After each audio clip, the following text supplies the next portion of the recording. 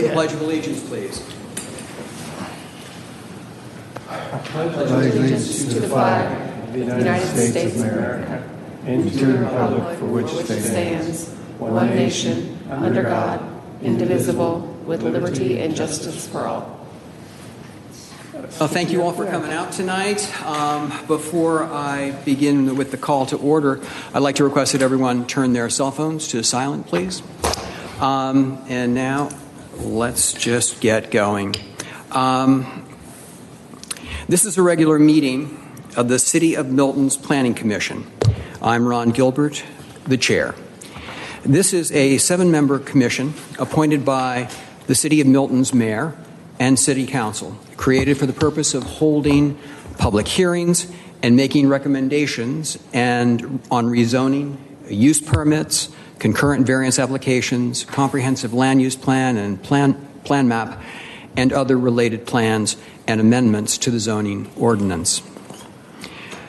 I'd like to introduce the members of the Planning Commission this evening.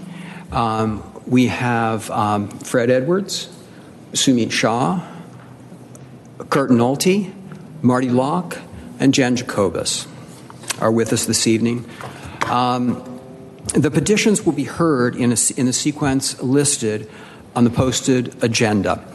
I would like to acquaint you with some of the rules and procedures for conducting the meeting. The applicant and all those speaking in support of an application will be allowed a total of 10 minutes to present the petition. The applicant may choose to save some of the time for rebuttal following the presentation by the opposition. The opposition will be allowed a total of 10 minutes to present its position. If time remains, the opposition will be allowed to rebut. Since the burden of proof is on the applicant will be allowed to make closing remarks, provided that time remains within the allotted time. The staff of the Community Development Department will be keeping track of time and will inform us periodically of the remaining time for any presentations. Each speaker must fill out a speaker card and leave it with the staff of the Community Development Department. All speakers will identify themselves by name, address, and organization, if applicable, before beginning any presentation. When an opponent of a rezoning action has made within the 2 years immediately preceding the rezoning action being opposed, campaign contributions aggregating $250 or more to a local government official of the local government which will consider the application, it shall be the duty of the opponent to file a disclosure with the governing authority of the respective local government at least 5 days prior to the Planning Commission meeting. A violation of the relevant state statute constitutes a misdemeanor. Therefore, if you have contributed $250 or more to a council member and you have not filed a disclosure prior to the Planning Commission meeting, the city attorney strongly suggests that you have someone else speak on your behalf for your point of view. Each application has been properly filed with the Department of Community Development. Signs have been posted on each site. The matter has been advertised and notices have been mailed to property owners affected by this zoning as required by the Milton's zoning ordinance. The Planning Commission's recommendation will be forwarded to the City of Milton's mayor and City Council for final disposition in approximately 5 weeks on the first Monday of each month at 6 p.m. in council chambers. The Community Development Department has reviewed each application in conjunction with various agencies and departments, both internal and external to the city. Staff's recommendations, findings, and conclusions are here before us in written form, which have been made available to all petitioners and to the public.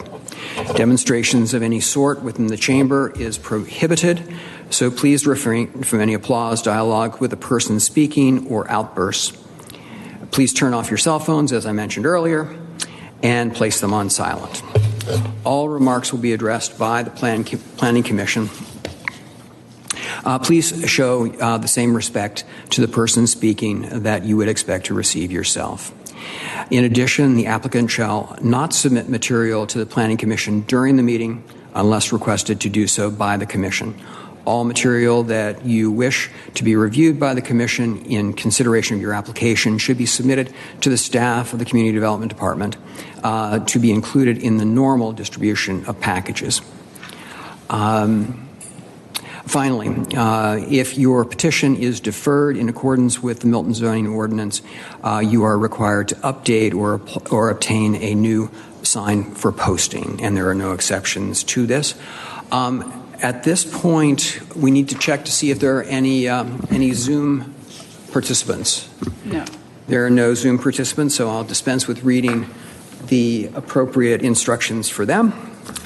And I believe that will bring us to the public comment section. We have no public comment, general Okay. public comment. And that in turn will bring us to the approval of action minutes. Yeah, so if the commission will please make a action on August 26, 2020 Planning Commission meeting minutes, that would be awesome. Is there any discussion on the minutes as presented? I move we accept the Planning Commission action minutes of Wednesday, August 26th. Is there a second? Second. All those in favor, please signify by saying aye. Aye. Opposed? It's unanimous. And I believe, Rob, and that brings us around to our first of the text amendments for this evening. So the first item is RZ 20-17 to amend section 64-395, uses prohibited in all zoning districts as it relates to temporary consumer fireworks retail sales facilities. So as you remember, a couple of meetings ago, you all reviewed a series of text amendments in regards to this item. Actually, it wasn't August 26th in here. It was, I believe it was the July meeting. And there was one item that was not advertised for that our city attorney had recommended that be placed and added into the list of uses prohibited in all zoning districts. And that was a non-structural consumer fireworks retail sales facility.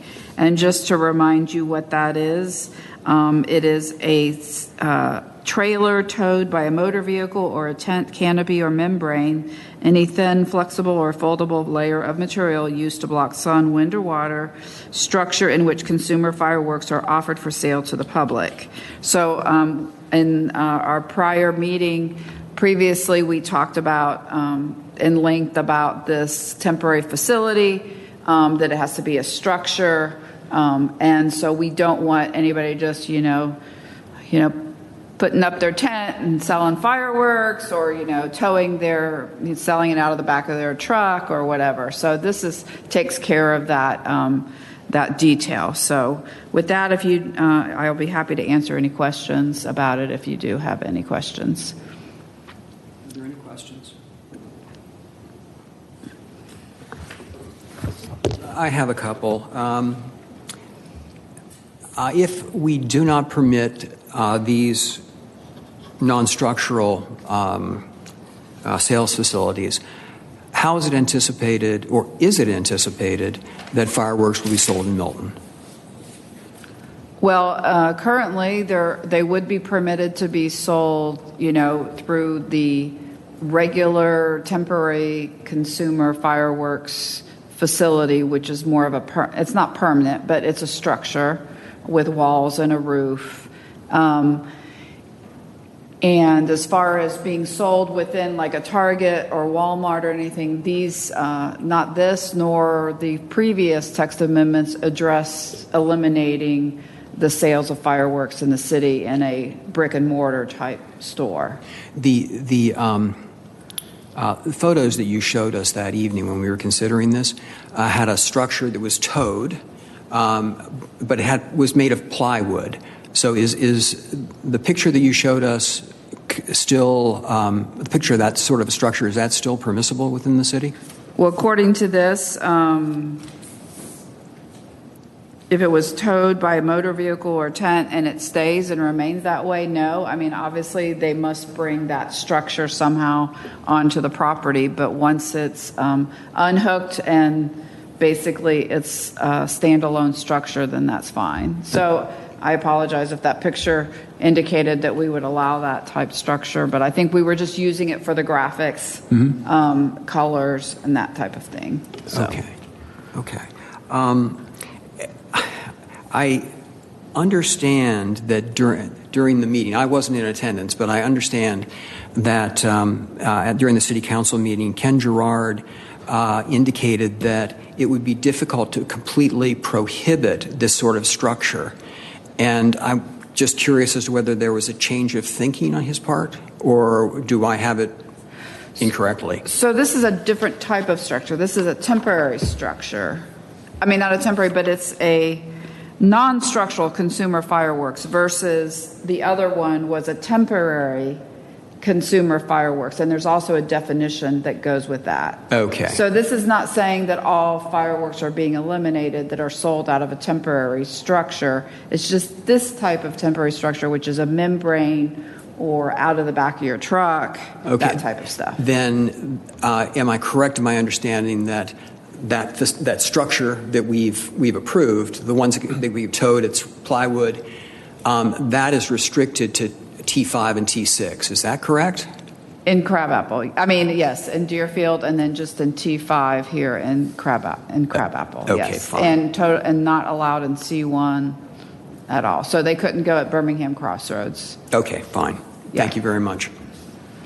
Are there any other questions for staff? Yeah, I just had a question. It says, and it may just be more clarification on what you said and building off of Ron's, it means a trailer towed by a motor vehicle. And then what you said is they could tow it and then unhook it and be okay. So is it the fact that it's hooked to a vehicle that makes it a trailer, or is it the fact that it's a trailer? It's a trailer. Well, I imagine that it would be like, maybe it goes on a truck bed and they take it off and whatever, but it would be totally disconnected. I mean, what is permitted what is described there would not be permitted. I know that sounds... So for example, it wouldn't have a trailer hitch. Correct, exactly. Okay. Yeah. I just imagine they're going to have to get it to the site somehow. I just imagine that they might either tow it on a trailer bed and then take it off, or maybe they assemble it there. I don't know all the details of how they... Fair enough. I just want to be sure it wasn't a trailer hitched right, to a vehicle, yeah. then unhitch it, and all of a sudden now it's no longer a trailer. Right. So I'm glad we got that clarified. Thank you. Any other questions for staff? Okay. I think it is there any discussion among the commission on this? No, I do like the changes. I think it does help clarify and makes it brutally clear. So I think you guys did a good job capturing it. And I just recommend that you might close the public hearing before you go into your deliberation / vote. And the public hearing is hereby closed. Okay. Actually, technically, I don't know if it was does ever that have to be actually voted opened. upon? Pardon? Oh, we never opened. We never opened. Well, we don't have any public. Yeah, I mean, we can confirm if still no one on Zoom. Okay, it was never open. Okay, I was just trying to cover myself. Yeah. Okay. Since there's no further discussion amongst the committee, do we hear a move for approval? I move that we approve the zoning text amendment RZ 20-17 to amend section 64-369 concerning the non-structural consumer fireworks retail sales facility. Is there a second? I'll second that. All in favor? Aye. Aye. Opposed? It's unanimous. What's that?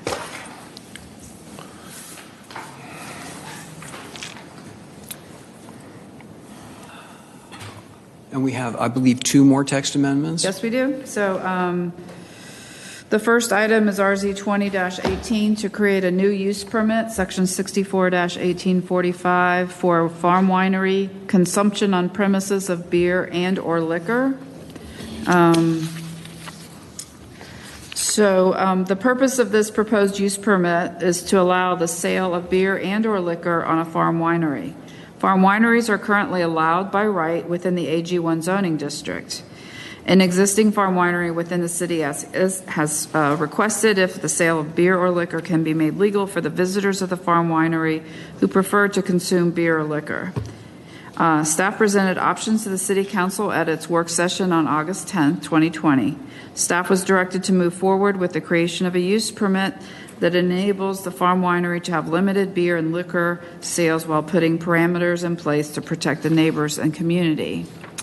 There are also proposed text amendments to Chapter 4, Alcohol of the City Code that are running concurrently to these proposed text amendments that will allow the sale of beer and/or liquor to occur on farm wineries. This item was presented at the CZIM meeting on August 25th with no one in attendance or participating via Zoom. So we'll just deal with the first one. And so,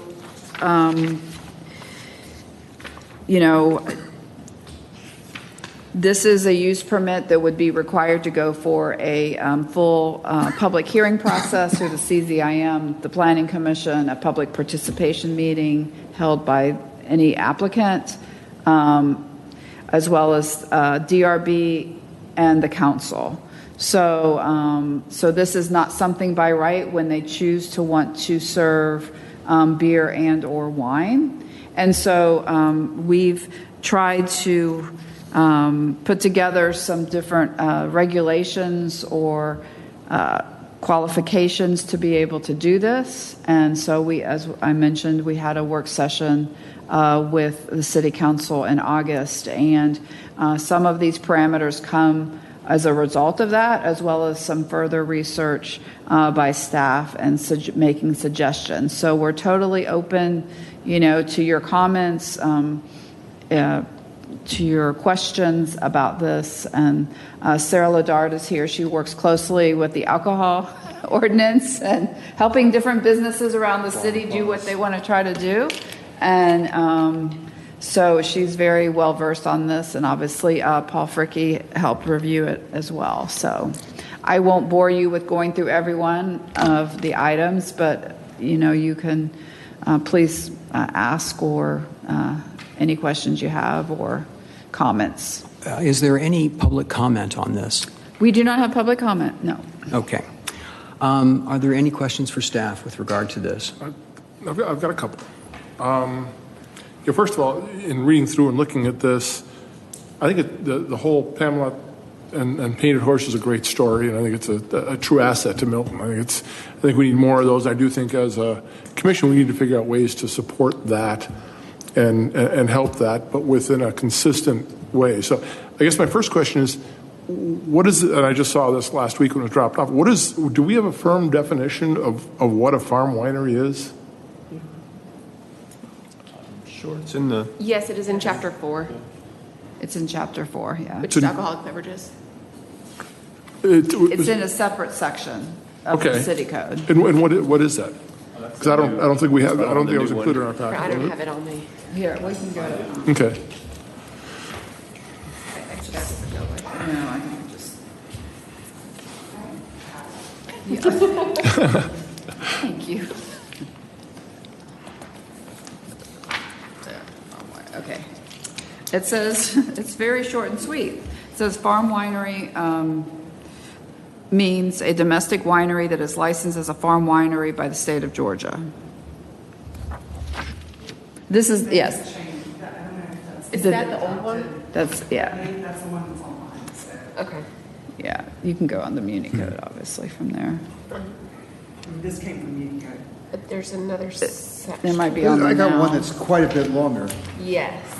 Oh, do you have it? Yeah.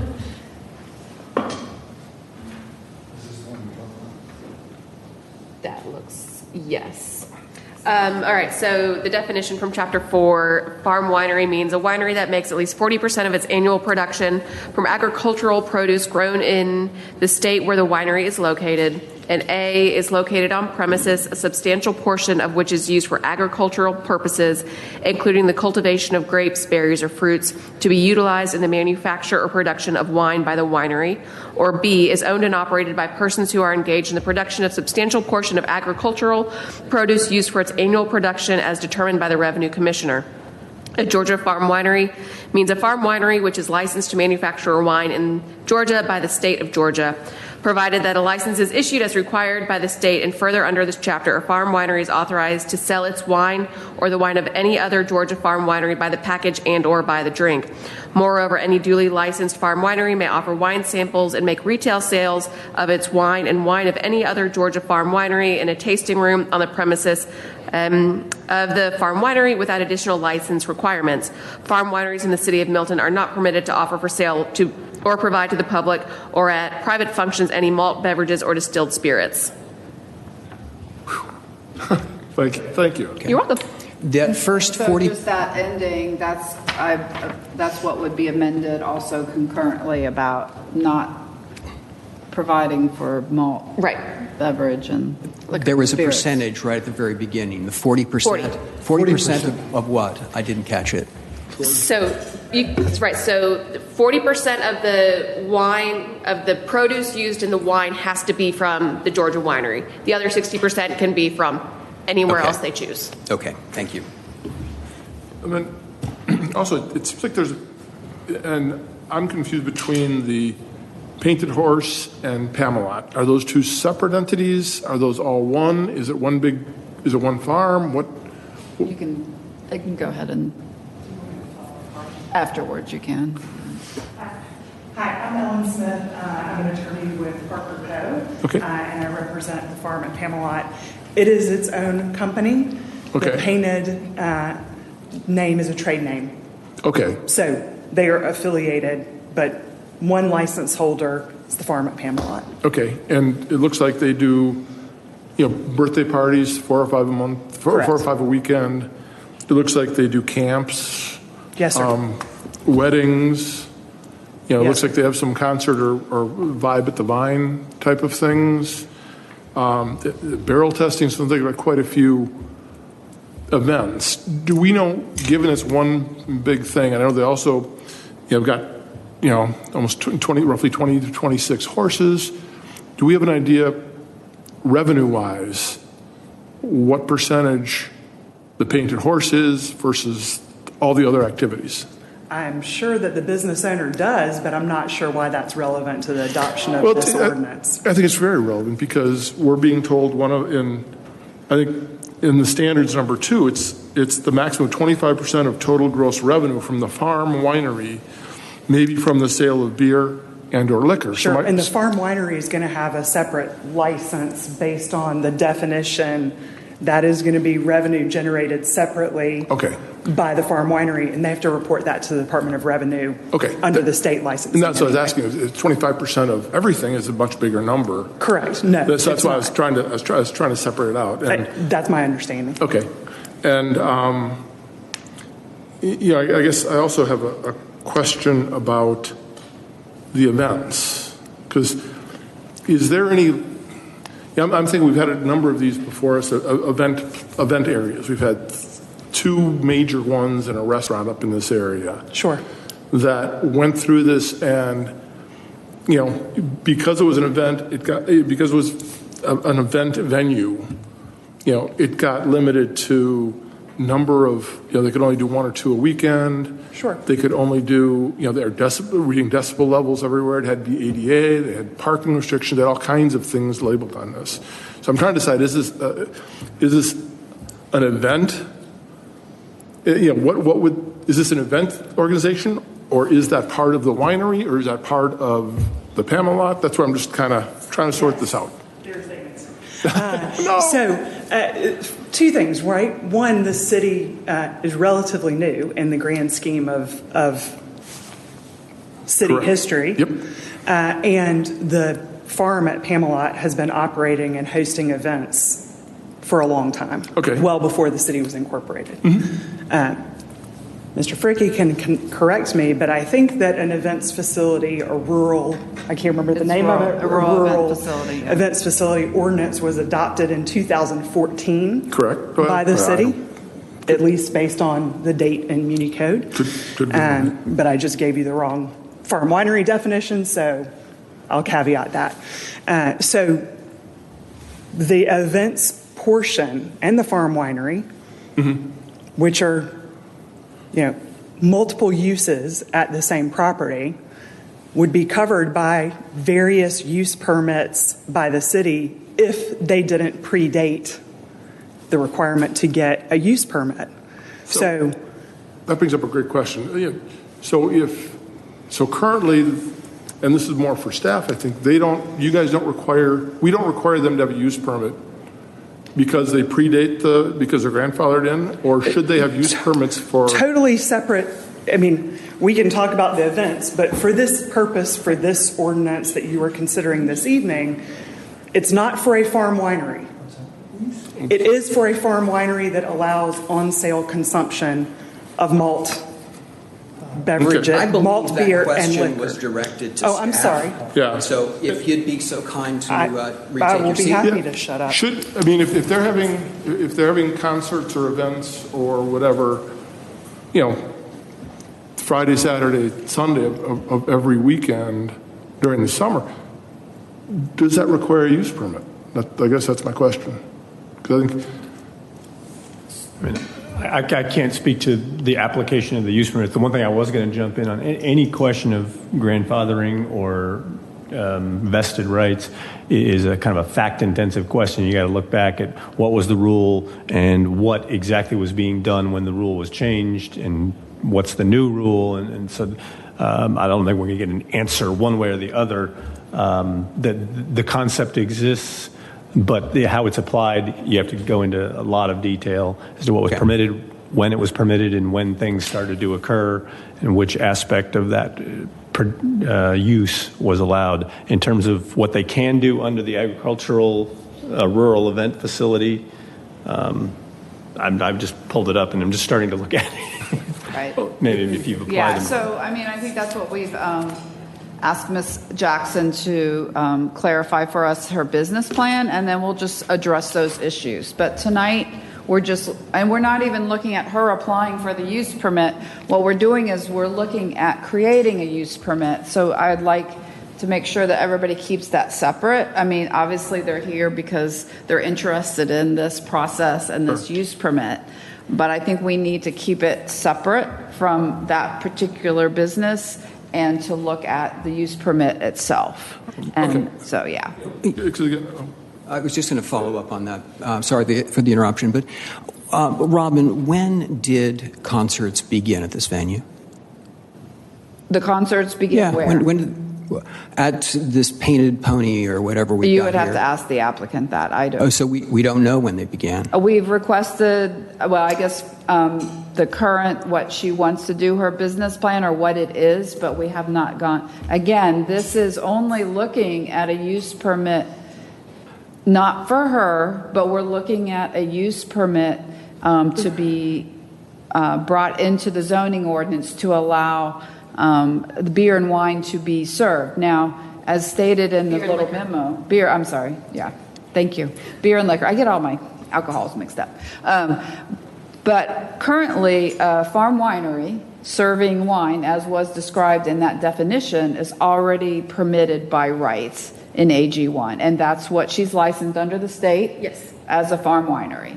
Yeah, it seemed like, Sarah, you were about to jump in there. When did the concerts begin? Oh, I don't know that, but I think one thing that when we were presenting this to council, I think that needs, the fact that she is our only farm winery is, we're looking at creating a use permit to not only, hopefully, she will apply for, but also for the 3rd, 5th, and 32nd farm winery that we have here. So while Ms. Jackson's absolutely had input and has been a guiding force in creating this, I think it's important that we don't really look at it as, she has not applied for it yet.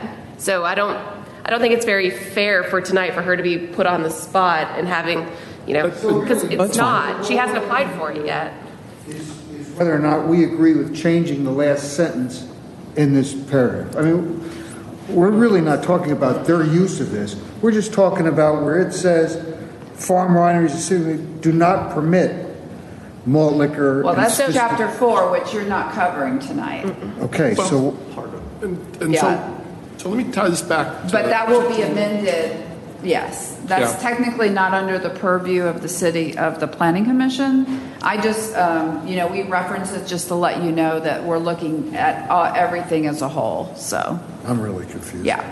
So, and to tie us back in, because we say, you've asked us to comment on the standards, and again, when it says permits and/or approval shall be obtained for building, life, safety, land development. So I guess the question is, are we going to require use permits for concerts no matter when they And start? so, and I'm not trying to avoid that, but our city attorney made a perfectly great statement that we need to look at every situation and what is occurring on the property and look to see if it's grandfathered or if it's not grandfathered. And if it's not grandfathered in, then that would be something that we in the community development department would Right. work with her to ask her to submit for any applicable use permit. So, Well, and again, with that said, we don't really, that's not what we're dealing with right now. But it's a good point because we do say, yes, please comply with all the city But regulations. and another example, Yeah, yeah. if we move on to, to what we've had before us before. Right. You look at Freemanville Estates, okay? They've had events there. They've rented out it's the Backstreet Boys facility, right? The house. Right. They've rented that out. What would prevent them from going and getting a license to be able to become a farm winery, plant, 3 grapes, and say, okay, we're a fine winery now we should have complete, liquor license and everything else? What would prevent that from happening? Yeah. There is, and Ms. Jackson can explain this a lot more, there's extreme oversight from the state, and it's an annual license that is issued that she has a whole long list of things she has to be in compliance with. Right. So to become a farm winery is a lot more than just being a pet farm maker in your guest bedroom. Ms. Jackson did say that she applied for that while the government was shut down and that it breezed through. They didn't even come out and look at that when they did that. So the extreme conditions, I just want to be sure that we're following this. And I think she said that in one of the podcasts, said that, when they came out to do this, she got her winery license from the state. She didn't even know she issued it during shutdown, and that they didn't come out and look at it. They just kind of. I don't know. I did not hear that podcast. But Okay. y'all, if you fill out a comment card, you can comment. Yeah. What's that? You don't need to address that? I'm happy to. Well, I think what we're trying to do is we can separate Right. and put the existing facility off on the side and just focus on this and the implications for Milton from the perspective of going up to, I think it's been suggested we're going to have 32 of these That's wineries. just an arbitrary number. And, Right. I can verify that I've had other interested Yes. property owners who want to do a farm winery.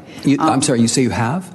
Yes, yes. So Pamela or Ms. Jackson's property is not the only one. So indeed, we're setting a precedent this evening. Well, And just so to be clear, it's not just for allowing farm wineries, it's allowing beer and liquor to be served at an existing Right. farm That's winery. right.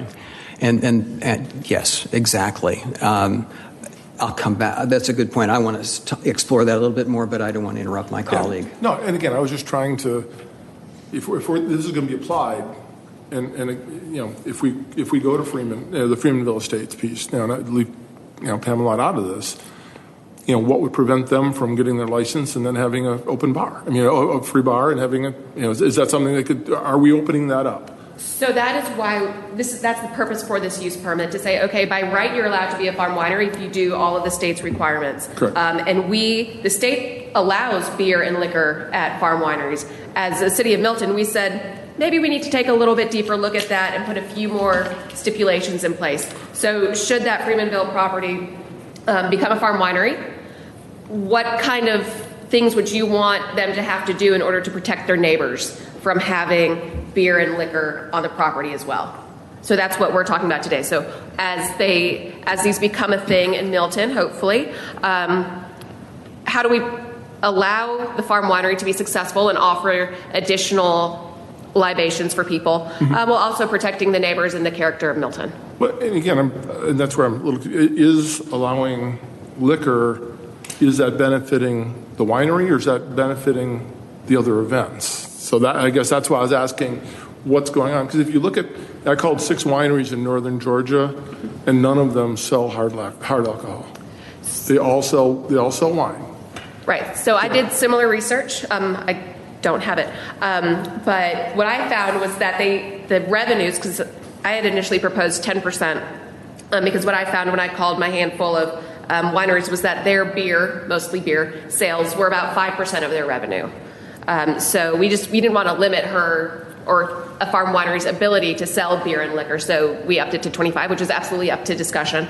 So I was at a winery a few weekends ago, and 2 people ordered beers, which was very surprising to me. So it is a thing that people do when they go to a winery. And I agree, and I think I think there's 2 classifications. We're talking about beer and wine. I think fits in, or malted, seltzers and all that fits into one. But then hard alcohol is a whole other one. And I think this is saying that we want to allow them to sell hard alcohol by the drink. And I don't. And again, I don't. If the other wineries that are bigger and successful don't need that to be successful, do they really need to sell hard alcohol for the winery portion, or is that more to have bigger, different events, and then it's an event? So that's what I'm trying. That's where I'm trying to draw the line to distinguish this.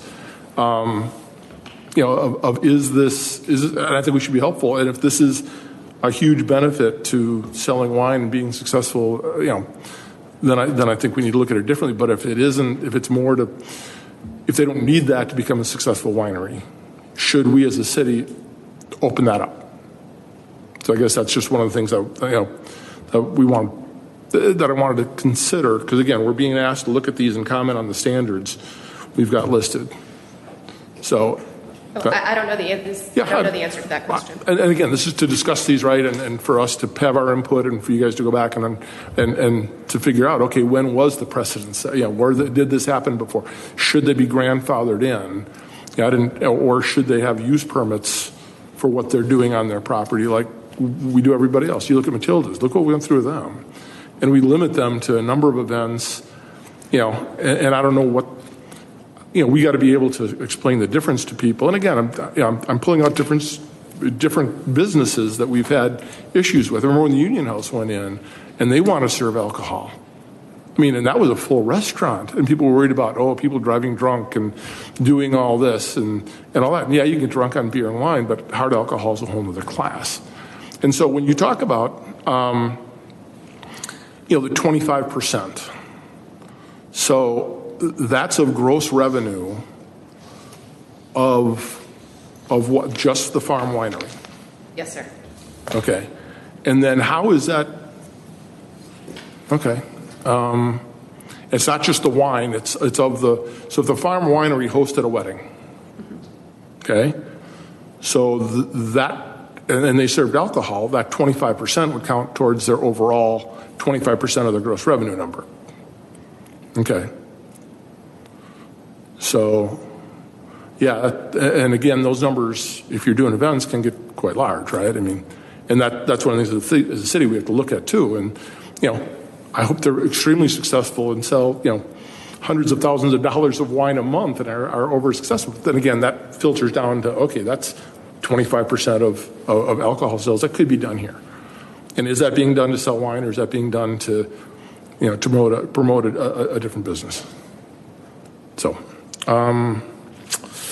And just understand too, this was from input from the city council, but if you all have a different opinion of what your experience is or what your convictions are, then that would be something that we would bring to the city council and say, the planning commission recommended X and you recommended Y. I've done that through the last 14 years. Not super, many of the times you're pretty consistent, but there have been times when I have to say the planning commission said X. Well, and to give them your recommendations, because that's why you're here, is to give your recommendations forwarded to the council. Are you saying city council this is X? This is what city council has approved? And agreed to? Okay. They have not approved it. We went to a work session. Well, they haven't said X yet. But I believe that number. They said 25%. Right. We had a work session and you gave them X percentage and they said, hey, how about this? Understand. So indirectly it is their number, which You know, if you all have a different, with any of these items, if you have a different opinion or conviction, then please, you know, that's why we're here to discuss Exactly. it. I was going to say that's why we're doing Yeah. this right now. So obviously, Yeah. if we're stating this, we do. You know, at least I do, and we can put it to a vote or whatever we have to do. So. Let me have one more comment in it to make it clear that this is a use permit which requires approval for each individual item or each individual business, farm winery, to asking for this privilege to serve beer and liquor, and that requires an independent review each time, and that there's the potential to add conditions to address each individual situation if there are concerns that there's an event facility that you feel it's impacted, or if there's a neighbor that's particularly close, or a particular use that's next door that isn't necessarily next door to every farm winery, those issues can be addressed with each use permit that comes before the city. Is that use permit by function, meaning, or is that by every, like, if we take a look at, let's just say, a wedding? So is that use permit by all weddings, or is that use permit when you said each one? Yeah, so is that per yeah. each Yeah, event? so we're just dealing with the winery that chooses to serve beer and or wine.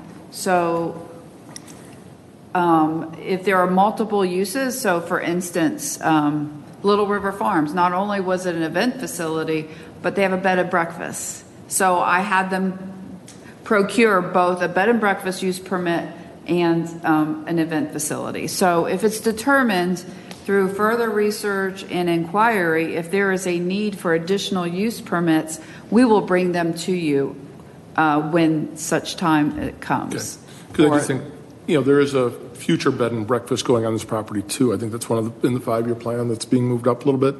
That once the house is built on there, that there are plans to put a bed and breakfast there too, from what I've heard and what I read.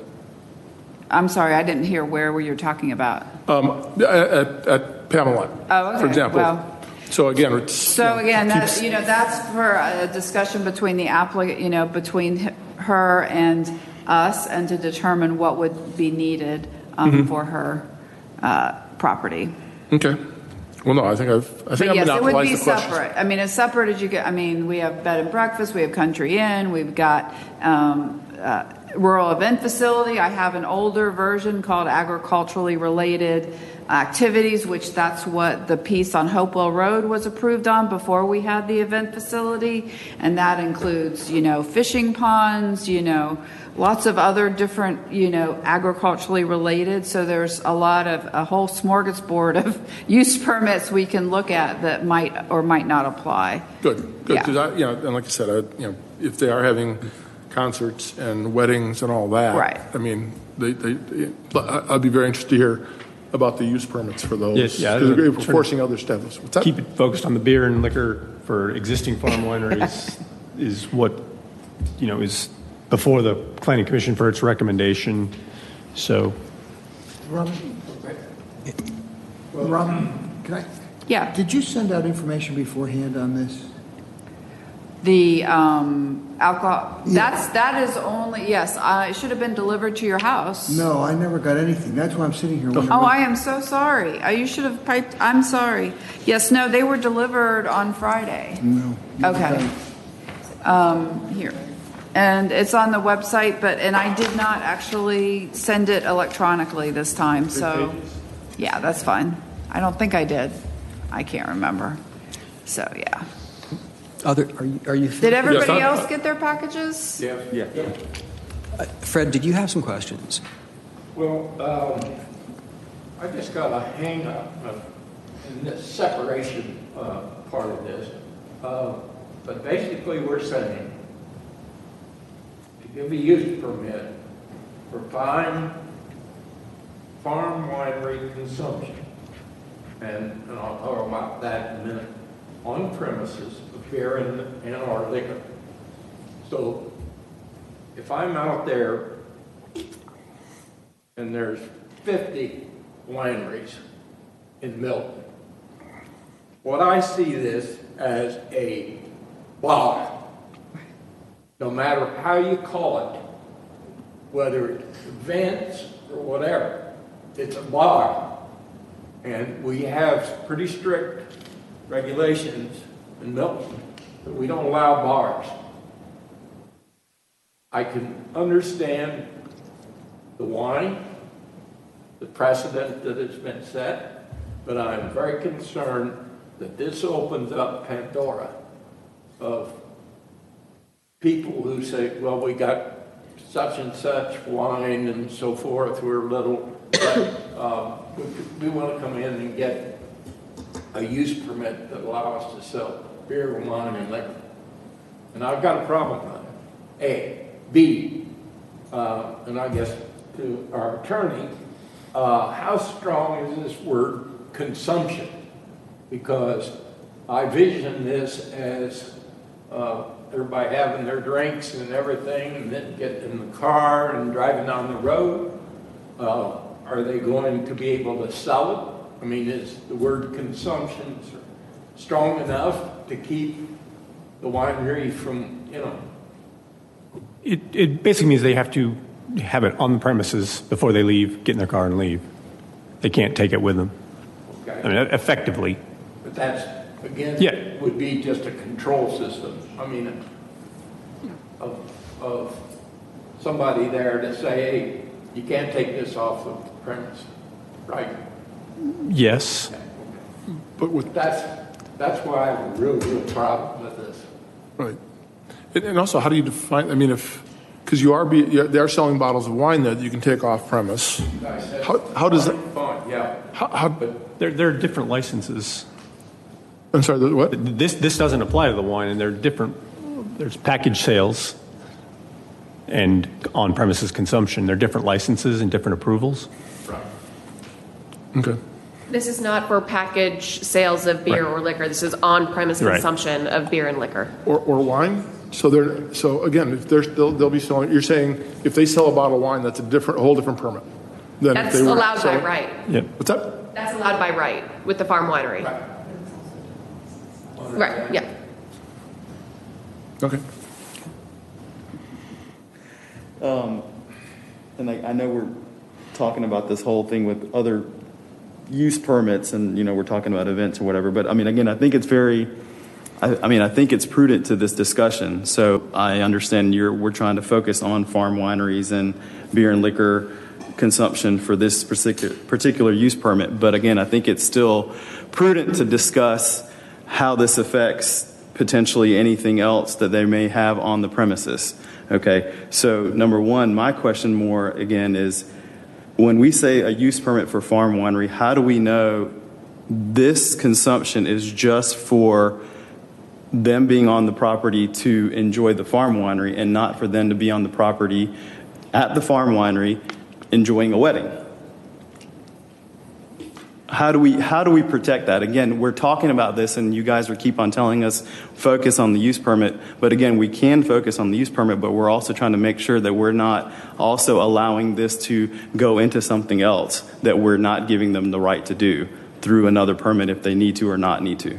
So how can you guys help us understand that to make sure that we can ensure that this is just for farm winery consumption only and has nothing to do with anything else that may be on the farm winery, that farm winery is allowed to do through other events or whatever? Help us with that. You could theoretically limit it to those farm wineries that only have a farm winery on the property. I mean, you can come up with whatever limitations you want, either in the ordinance as a whole or as each individual permit comes up. You can address if you feel that particular farm winery is going to risk exceeding what you're willing to allow them to do on that property with respect to selling beer and liquor. The council can impose a condition that is appropriate to that particular property. So if, for instance, there's a farm winery, because this other potential farm winery spoke also about event facility.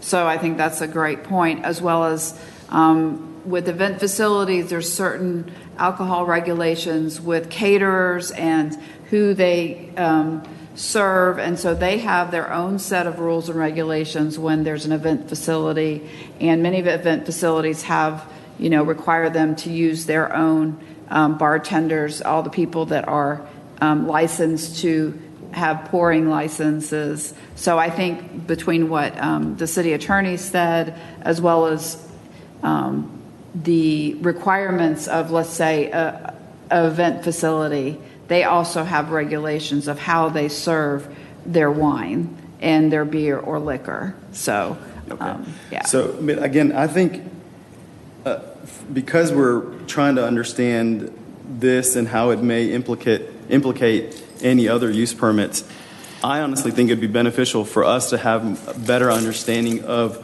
those other type of use permits. Because, again, if one specific winery, and again, I know you're saying just focus on the potential use permit and not the fact that there's a farm winery that may benefit from this. But again, in your executive summary, you are actually telling us about an existing farm winery. So that's why we have to bring that up, because you've put it in the summary for us. So I don't think they're two separate issues. They are a part of the same thing. You were presenting it to us that way.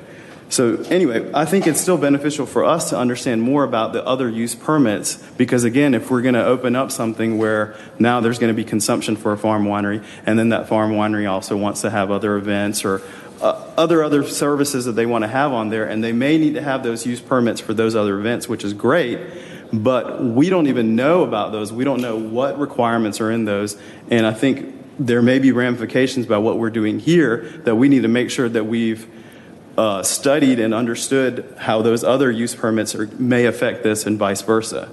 So can we get that information before we make a decision on something like this?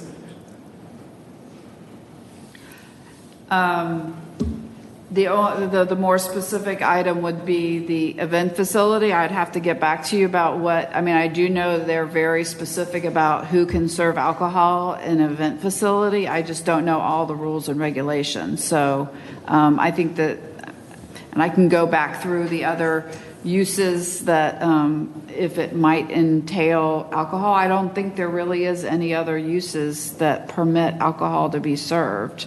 Or does event facility cover, like we're talking about, weddings and concerts? Right, it does, yeah. The rural event facility. Birthday parties and whatever else that might be out there. But again, I think for me personally, I would want to make sure I understood what is included in that, so that, because again, this may lead down the road to something else. And again, we're trying to plan.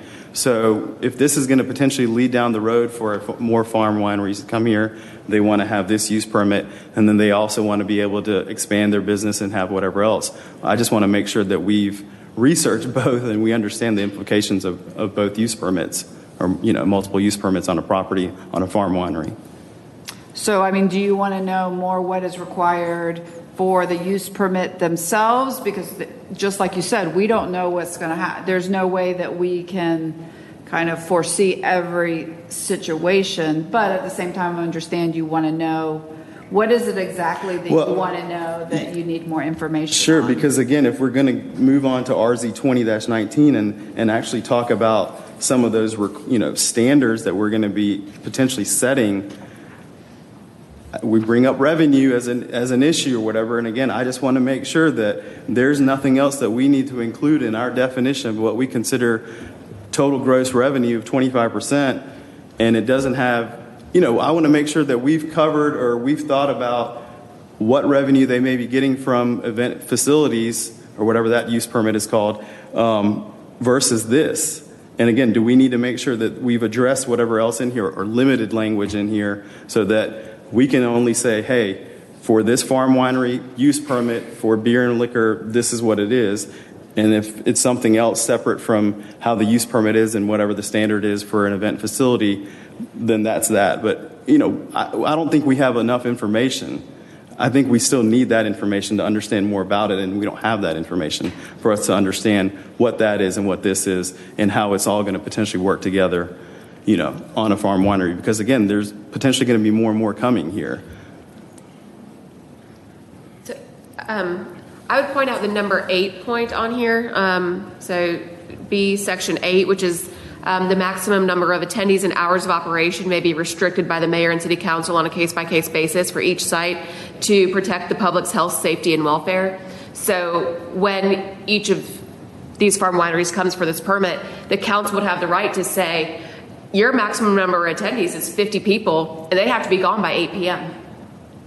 That is the right of the city council with each applicant, which could help with being a little catch safe. And it could, and that's a good thing in one way, but then the other aspect, again, I also want to be somebody that's potentially got something that's a little bit more standard across the board. I don't want to get into a situation where city council is telling these guys 7 p.m. and this place can open up until 10 p.m., because of a relationship or something like that. So, I mean, I pointed that out, and again, I don't think we're technically on the next one, but anyway, yeah, I don't feel like that's something that we should potentially have. I don't know.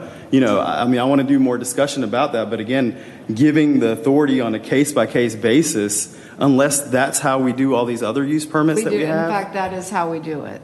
On a case-by-case basis? Yes. And it's just a one-time use permit that they're given. They don't have to come back each time. Correct. For each event. So it's one time, this is what it is. Right, so that's exactly how the rural event facility is set up. Because we had the attitude of we can't dictate. I mean, we could say everybody stops at 9:30 or 10 o'clock, but we found that, I think it gives the flexibility, like ultimately, the applicant can ask for X and Y, and through the deliberations of the Planning Commission on that specific site, on that specific situation, that X will work for that site. But because if that's a 5-acre site versus a 40-acre site, like Little River Farms, there may be more flexibility. So for them to dictate, well, we're going to be open till 10, and we're going to have X number of attendees because we have a large parcel that can handle it versus a 10-acre. And so I mean, definitely if that's something that the Planning Commission doesn't agree with, then I can make that forward those recommendations. But we do have other use permits that are written in that way, so that it gives flexibility, because we see that it could be either a 5-acre or it could be a 40-acre piece of property, and not all, not everything fits in one size shoe. So even like the event facility, that use permit, I may not be calling it the right name, but that's also on a case-by-case basis? The event facility, so yes. So let me just double check. I'm saying that the rural event facility, yes, the new permit does it that way. There's an old permit that the Hopewell Road Yellow House Farm, they got one like 6 years ago, and it did have the limited time. And so I can't remember off the top of my head whether they needed a variance for the time. So it was just another way to skin the cat, and that's how the council and the previous, whoever was sitting on Planning Commission, they approved that use permit to be written that way for the event facility, the rural event facility. And I think that that's a good, example of it, because you have attendees, you have parking, you have people. In fact, you almost always have alcohol too. So anyway, yes. Yeah, no, and again, I mean, I'm not trying to say, no, we don't want to have something like this, but I feel like I just would like more information or whatever else is, because we're going to open it up to this potentially, and then there's going to be rural event facility use permit, and that's where they're going to try to expand, obviously, and they're running a business, so they want more and more people to come onto the property for whatever various events, which I get it, but again, I just want to make sure that we've got enough information for us to make an educated recommendation to the city council about what we feel like this is beneficial for the city. So would you like me to give you the whole list of different use permits and the requirements for those? Because that's all I can give you is what we currently have. I mean, that's fine. Yeah, I mean, again, at least the ones that are potentially relevant, you understand the line of questioning that we're going with and what we're looking at and where this is going to lead or whatever. And so whatever ones that are relevant for a facility like this, because it's going to go down that route of other type of events that are going to be on the facility. Is it possible that you know what you want to do with that? Is it just addressing the gross revenue and you is it what you want to include and what not include in that definition? Or, because if you want to just limit it to just something, and we can do, then you can make a recommendation. It's just something without knowing what it's not including. If you know the few things you wanted to include, I don't know if you have that information or not. I just didn't know if approaching it from, well, all we want the revenues to include is X and Y. Forget A, B, C, and D. Sure. Yeah. I get it, but again, I just want to make sure, like, for instance, with that word revenue and total gross revenue or whatever, that, we can potentially make it where it's just specifically about farm winery. And again, if there's Department of Revenue licenses for farm winery and they're only looking at the revenue from farm winery, I want to make sure that when we have farm winery, I want to make sure that we match what the Department of Revenue has in their definition for what they consider it to be. Is it literally farm winery? Is it farm winery whatever else? Again, I want to make sure that we're matching up with somewhere else, because I think that's a good, valid concern for all of us, determining what the revenue is and then what percentage we're potentially going to give them. But again, I also want to make sure that our definitions match up with the state or wherever else, so it's easy for somebody else to look into it. So we are more strict than the state. The state right now allows farm wineries by right or not by right, the state, because we took it away, but the state allows the sale of beer, wine, and liquor. I do not think there's any percentage negotiation on that. So they could have a farm winery designation, produce the amount of wine required, and have 100% liquor sales. Right now, the state would allow that. We as a city decided maybe we don't really want that out in AG1, so council charged us with creating this use permit to potentially allow that with the intention of having community input. And leaving this one, number 8, kind of vague, was so that if the farm winery's neighbors have a problem with this, they have the opportunity to come and talk about it. It's not just allowed by right. If they have issues, if they see it becoming more of an event facility without them going through those proper channels to become an event facility, the residents would have the opportunity to come in, the community would have the opportunity to come in and talk to the Planning Commission and to council and voice their concerns before a decision was made. In listening to you talk, is it something like you want to say that beer and liquor sales are limited to the tasting room? Would you want to see a rendering of the farm winery so they clearly delineate which portion of their property is the farm winery where they will be serving beer and liquor, so you could perhaps prevent these larger events from popping up? Or are those things that could be helpful? Those are good things to talk. Those are good things to think about. But again, I also don't know, and you may know more about this. And for instance, again, if we're focusing, let's just say, on this whole gross revenue thing, how do we make sure that if a farm winery is the farm winery and then it has whatever other events going on, how do we know that they're not booking all these other events revenues under the farm winery category and reporting that to the Department of Revenue? How is that revenue then getting booked to? Okay, this is wedding revenue. Okay, this is farm winery revenue. This is birthday party or whatever the case may be. Like, how do we make sure about that so that they're not trying to skirt this system and say, oh well, our revenue is really $1 million, and we don't know if that half of that, 500,000 of that was from weddings and 500,000 was from farm wineries, and they're showing us as $1 million, and they're saying, well, 25% we can sell, so we can sell this much. How do we protect that? How do we make sure about that? You can list the things that revenue includes. Right, but I need to make sure, again, how do we, give us more information on what would be potentially included in revenue for a winery? Like, is there definitions that are out there? Is there any other information that's out there that could help us with that? So I think that each business has an LLC or its own business license, and that I have many. There's instances where one property will have multiple LLCs or businesses, and therefore I think we were talking about that if you want to check what their revenue is, we can have the finance department run the revenue numbers that are being reported. Obviously we can only do what's being reported, correct? The finance department has the right to audit. When you turn in your occupational tax, we have the right to audit. So if we feel like somebody is being dishonest, the city has the right. Sarah, when's the last time we audited someone? And revoke. I don't know that we've ever audited anybody. I was afraid of. But so when, with that, when we changed some things in Chapter 4, when we created for example, the incidental license, which allows a business to give away beer and 2 glasses of wine or 2 beers to any patron for free on a calendar day.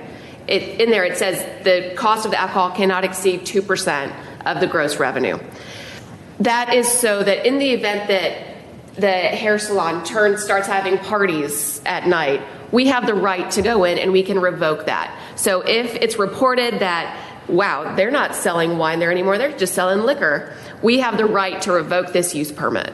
And their alcohol license. Mm-hmm. So where did our definition of a farm winery come from? It's what our attorney wrote. From the state. Because the state allows beer and liquor. Yes. We decided not to. In strong language. In very strong language, yes. So somebody felt strongly that there should not be beer and liquor at a winery. Yes. Okay. So I've been to many, many wineries in my day, probably more than I care to remember. 99% of them are you're tasting their wine. Correct. That's what you go to the winery for, is to taste their wine. And now you can take, if you like some, you can buy it and take it home. You can join their wine club, whatever.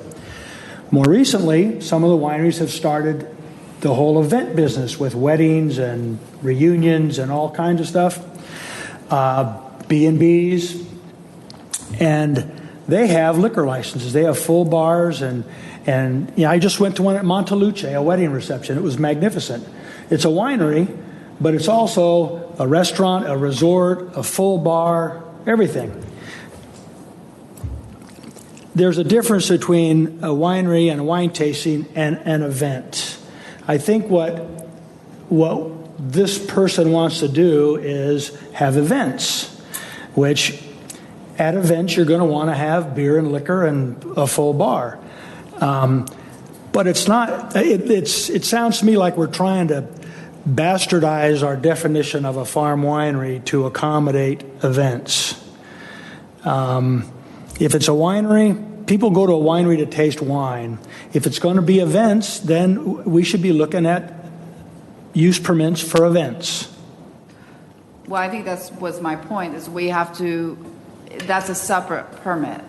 I mean, it's a separate use permit, the events facility, whether it's, there's a couple of different types of events or agriculturally related.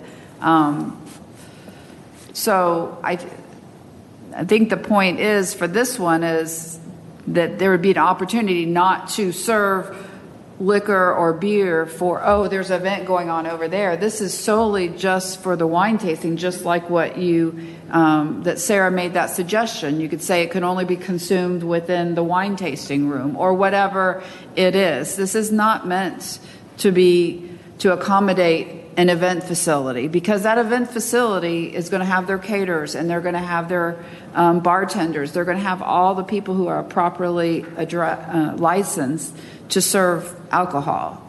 What I heard Marty saying was that wineries sell wine.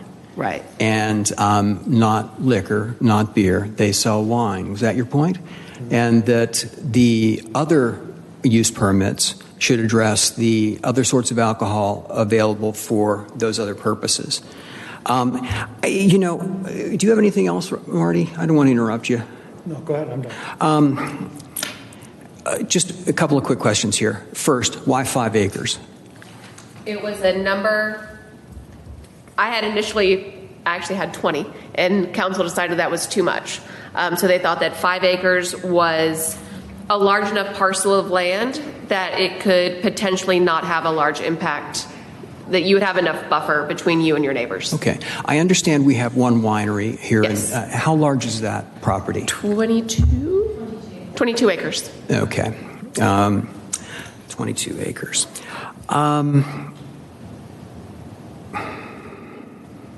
Is there any, it sounds like 5 acres came out of the air.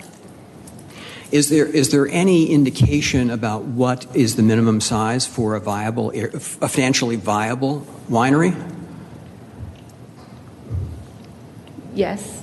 Yes. Many of them in California are only 1 acre. 1 acre. 1 acre. 1 acre of vines will produce a lot of wine. Okay. A lot of them are bigger, but there are many 1 acre. Okay. I will make a comment.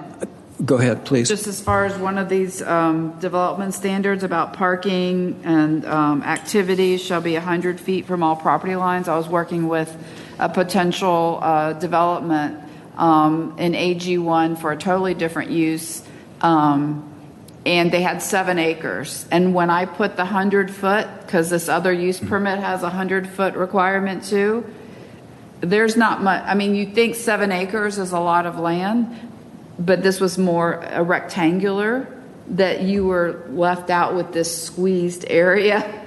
It wasn't really that big.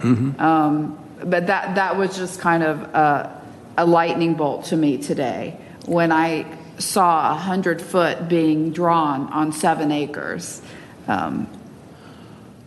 Okay. With regard to the revenue, we've had a lot of discussion about the revenue, and I'm not sure we've determined what gross revenue is here. But I think that 2 things. First, I think with the 25%, you've been extremely generous. And I might come out on the side of overly generous on that. As far as being able to measure this, the 25% or whatever percent is there, I think it's going to be I've lent to a lot of small businesses, and I think it's going to be very difficult to verify this. And so you have to take someone at their word, and I think we just have to go into this with our eyes open if we're going to do something like that. We haven't really talked about food, and it is the dinner hour. Yeah. So let's go on to number 3. So I'll just throw in a comment about the alcohol, that they have to pay excise taxes. So why would they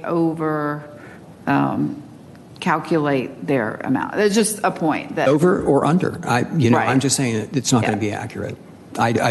I've had enough experience lending to small businesses that I know their numbers aren't any good, okay. And it may simply because of their incompetence. But anyway, number 3, food. Go ahead. Food. Food must be available on the site. This is not to be considered a requirement for a full kitchen. By reading that, are you ruling out a full kitchen? No. So under this as drafted, they could put in a full kitchen. Is this a back door to get a restaurant? No. So the point kind of, I don't remember which one of you said it. If there is no food, it is a bar. So just saying that they need to have some sort of food available, whether that means a bowl of goldfish or cheese plates or sandwiches, or if they choose to put in some sort of kitchen, that would have to, of course, go through fire marshal and all these other things. If a restaurant's even allowed at AG1, that'd be a whole other thing. It's just to say that some sort of food, and that was a question that we were hoping that this commission would help us to define a little bit, is what do we mean by food, and what do we want to be available in order for them to obtain this license? Okay, you can ask us that. But Thank you. Let's park that for a minute, because I'm seeing a back door to a restaurant here, and I question how other restaurants in Milton would feel about someone slipping in the back door. I just don't feel good about this. You mentioned, Sarah, the character of Milton. Those were your words that you used about 15 minutes ago. Yes. So I wasn't sleeping. 15 minutes ago, character of Milton. How, and I've also been listening to Fred over here. He's characterizing this as a bar. Okay? How is a bar consistent with the character of Milton in rural Milton. How do you get there? Bars are strictly prohibited in the city of Milton, and we state that multiple times in chapter 4, our alcoholic beverage ordinance. So that is a great question. So why are we even talking? Because council directed us to create a use permit to allow it. Okay. I knew that was coming. I just think it's very inconsistent with the city of Milton and what our character should be. I think that exhausts my questions. Does anyone else have any other questions for Marty? Yeah, I have a question. Jan. Is it really staff's opinion that by adding this, you'll entice more wineries to open up? Is having it wine only constricting, you think, the number of people that would come and do something like this in Milton? Well, to bring back in Miss Jackson, she said that the ability, she gave Steve Krokoff and I a list. We had a Zoom meeting months ago about this, and that the ability to sell beer was a big portion, that people were coming in. She was frequently having families come in, and a member of the group didn't want to drink wine, so they were requesting beer. And so that was, she was missing revenue by not being able to serve beer. And then she said secondary to that was being able to have liquor, that people come in and request a cocktail while the rest of the party is enjoying the wine that is produced on property. So that was from her saying that these would be very useful revenue streams. Other questions for staff? Shall we close our discussion period and just meet amongst ourselves for a moment? So, just what do people think about? What do you guys think about this? Yeah, I'll go first. I think the first thing going to the liquor law, I don't know how selling liquor, and I think beer and wine fall in the same category, but I don't know how allowing liquor in these helps promote the winery, the business of the winery. And I don't think it's a big enough. We mentioned a revenue stream. I think it opens up a lot more than it should. If it were up to me, I'd remove the liquor from this altogether. Marty, where do you come out? Well, I think it's a great idea. I'm glad we have a winery in Milton, and the more I find out about it, I think the whole event thing is pretty cool too. But I am concerned about what this does. I hear what Fred says, and I know how the community feels about alcohol being too available, and it seems innocent enough, but we kind of leave the door ajar if we don't watch it very closely. So I think we need to just be real careful with, if we're going to proceed with it, with definitions. There's got to be a way to track the percentage, because I know a lot of bar restaurants have the same kind of a criteria where they have to sell at least 40% of their revenue from food, and Wings over on Windward Parkway gets audited all the time on that. So I know it's an issue, and there's got to be a reasonable way to do it. I don't know I'm not an accountant, but I'm intrigued with the idea, but I just think, the food, we got to define. They're looking for some help on definition on the food. I'd like to have, a chef back there doing made-to-order stuff, pizza and pasta. That's not going to happen. But food is nice, and it does elevate a bar when there's food available, and potentially people are eating while they're drinking, and they're not staggering out at the end of the night. So I'm just kind of ambivalent on this. I see some really good aspects to it, but I see some things that we have to be real cautious of as well. Thank you. Can I just interject real quick? I know you're just deliberating, but I did a little bit of looking at the other use permits that are permitted in AG1 that talk about food, and that would be a country inn and a bed and breakfast. And specifically, the country inn says the establishment may provide meal service to guests. And then obviously a bed and breakfast, you're going to be serving breakfast. So I think it is a kind of a limited amount. So it's just giving you an answer to the question about, do we allow restaurants? It's not probably a full-blown 100% restaurant, but it's some sort of food service that has been permissible in other use permits in AG1. So just want to give you that information. Okay, thank you. Sorry, Jan. I think I fall on the other side of this. I think one of the ways to continue Milton's rural type atmosphere is to allow more of these farm wineries to develop.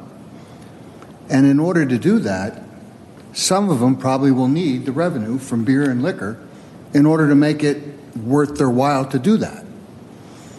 And I think I'd rather have a farm winery than an apartment complex. And somebody's got to do something. You know, some of these people are going to struggle with their land. And one of the ways to keep that land there is to do something like a farm winery. And I think if you restrict their ability to generate income, you're liable to hamper the number that could develop. Thanks. Fred, any thoughts? Okay. I mean, again, I think just based on whatever I was talking about, I'm not saying that, I'm totally against it, but I think we still would need some more information. I think it's almost better to almost table this, if this can be tabled or whatever, but and potentially let staff know what other information we may need to make a better informed decision on something like this. Because I'm not saying that it's totally off the table, but again, I feel like I've got enough information to, and again, I may not even know what I would need to put in here to say that we want to restrict something without having some other information to help guide me or kind of see what else we have out there to kind of help us in guiding us in developing standards for something like this if we were going to go down that route. As I think about this, and I thank staff for the presentation of all the thoughts and all the work that you put into this, and also to Ms. Smith, who came up and shared some of her wisdom with us. But I think this is a real slippery slope that we're talking about. We're setting a precedent here, and a precedent that goes directly to the character of Milton. And and when I look at beer, wine, and liquor, I think if it looks like a duck and quacks like a duck, it's a duck.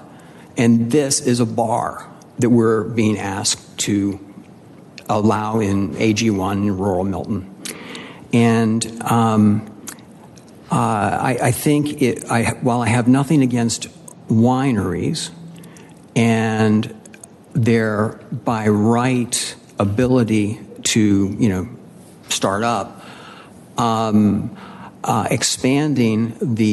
personal view is expanding the amount of beverages that are available there beyond wine is just a step too far for me.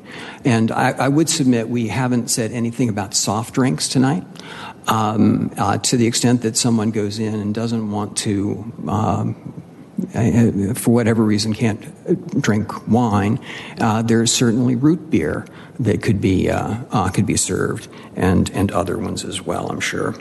So as a result, I'm really in favor of wineries, but not in favor of bars. And so I like a winery to be more or less pristine in what they're serving and what their mission is. So that's how I feel about it. Does anyone, now we've all heard each other, does anyone want to try to formulate a motion? Would you feel any different if the maximum was less than 25%? No.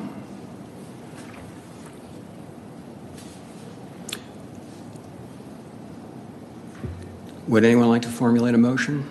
I'll make a motion to reject RZ 20-18.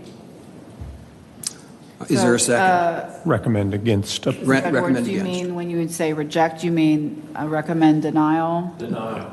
Okay. Yeah. Is there a second? I'll second. All those in favor of? I'm sorry, who had the second? I was, That was Kurt. Did okay. he do 18 or 19? 'Cause we're talking about RZ 2018 is the creation Yeah, of use 18. Did you do 18? permit. Sorry, I can't see what the minutes. I don't, Yes, okay. okay. Okay. Okay. Sorry. So Fred for the motion, and then Kurt Nolte for the second. So all those in favor of denying this request, signify by saying aye. Aye. And raise your hands too, because I have a hard time. So we have 1, 2, 3, 4, and then 2. Oh. Yeah, okay. You want to go ahead and formally call for those opposed? Oh, yes. And those opposed? They were counted by, there we go. 2 opposed. I believe we have another text amendment here, sort of academic. It's related. It is RZ 20-19, Section 64-1121, the allowed use chart within the rural Milton overlay.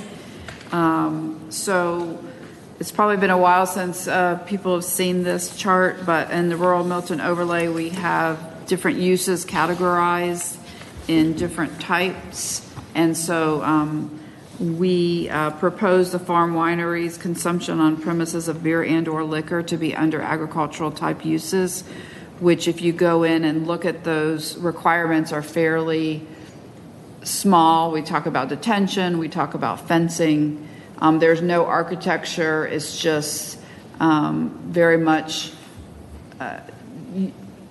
allowing it to be agricultural use, to be organic, if I can say that.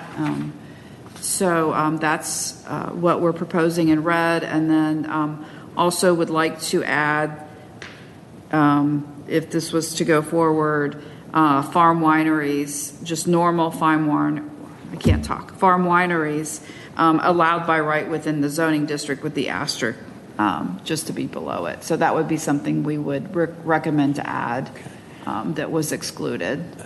To the extent that we're denying. I know, and I understand. It's sort of academic here. Yeah. So You don't have to approve it. I'm just going through to explain what it was. Okay, so we'll withdraw it then. Is that, or do you want us to formally deny? I think you should formally deny. Make your recommendation. Yeah. Okay. I think to be consistent, we should not approve something documenting the beer and or liquor. Well, do we, should we approve the farm wineries in general without the consumption? I mean, you could go on ahead premise? and do that. I mean, just like we have kennels that are permitted by use that's categorized, so. They're permitted anyway, so. Yeah, right, we already have it, so if you wanted to do would that be that, you could approve just. Would that be helpful? It would be helpful, it would clean it up a bit. Okay. Okay. Well. So we would, if you make a motion, you would ask for the red lettering to be deleted, which is the consumption on premises of beer or liquor, but to add farm wineries with the asterisk, so. Okay. Quickly, can I move that while I remember what you said? Okay, I move that we accept RZ 20-19 with the following changes. We remove the red lettering consumption on premise of beer and or liquor, and we add the asterisk. Yeah, then you add just farm wineries with the asterisk, but we got it. So, all right. Is there a second? I'll second that. All those in favor? Aye. Aye. Opposed?